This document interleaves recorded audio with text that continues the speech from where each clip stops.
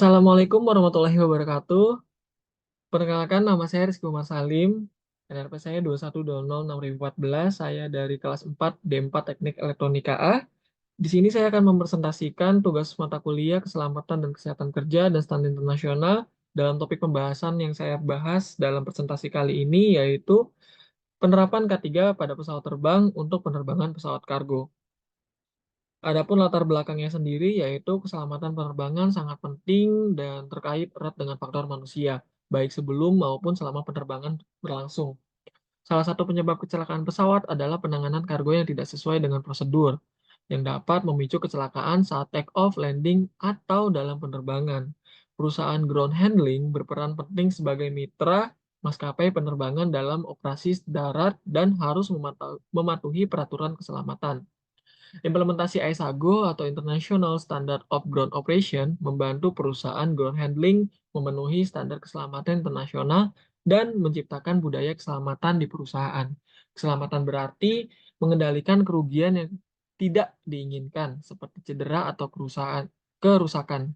Budaya keselamatan total tercapai ketika pekerja terlibat aktif dalam prosedur keselamatan, didukung oleh manajemen dan fokus pada kepemilikan, komitmen, serta pemberdayaan pekerja. Adapun peraturan K3 dalam pesawat penerbangan kargo ini ada 4 poin. Yang pertama, Undang-Undang Nomor 1 Tahun 2007 tentang Keselamatan dan Kesehatan Kerja. Undang-undang ini termasuk undang-undang secara umum tentang K3, termasuk di semua faktor industri dan termasuk di penerbangan. Lalu poin yang kedua yaitu Peraturan Menteri Ketenagakerjaan nomor 15 tahun 2008 tentang penerbangan sipil, yaitu peraturan ini mengatur secara khusus tentang K3 dalam penerbangan sipil termasuk penerbangan pesawat kargo. Lalu poin berikutnya yaitu Peraturan Menteri Perhubungan nomor 15 tahun 2019 tentang standar operasi pesawat udara. Peraturan ini mengatur standar operasi pesawat udara termasuk standar K3. Lalu yang terakhir yaitu Pedoman Keselamatan Kerja atau K3 Penerbangan. Pedoman ini diterbitkan oleh Kementerian Perhubungan untuk membantu perusahaan penerbangan dalam penerapan K3 di lingkungan kerja. Lalu dasaran hukumnya yaitu ada dua. Yang pertama Konstitusi Republik Indonesia dan yang kedua yaitu Undang-Undang Dasar 1945. Lalu berikutnya yaitu di sini ada penerapan K3 dalam penerbangan yang bisa kita lihat bersama. Di sini ada poster tentang eh, keselamatan dan kesehatan kerja di pesawat terbang. Ini untuk penerbangan sipil atau penerbangan komersil. Salah satu contohnya. Yang mana dalam penerbangan yaitu harus mencakup keselamatan, jaket keselamatan kerja, ada kartu doa, ada alat-alat P3K, lalu kartu petunjuk di saat kondisi darurat, lalu ada buku petunjuk untuk keselamatan penerbangan, dan kemudian ada masker oksigen untuk ketika terjadi di suatu yang tidak diinginkan. Setiap penyelenggara jasa pelayanan penumpang angkutan udara wajib menyediakan fasilitas-fasilitas yang telah disebutkan tadi untuk lebih mudah terlihat dan terjangkau di setiap penerbangan atau yang ada di setiap dalam pesawat. Lalu di sini ada penerapan K3 dalam penerbangan pesawat kargo. Yang pertama yaitu penyediaan alat APD atau alat pelindung diri yang sesuai untuk tenaga kerja yang bekerja di lingkungan kerja yang berbahaya.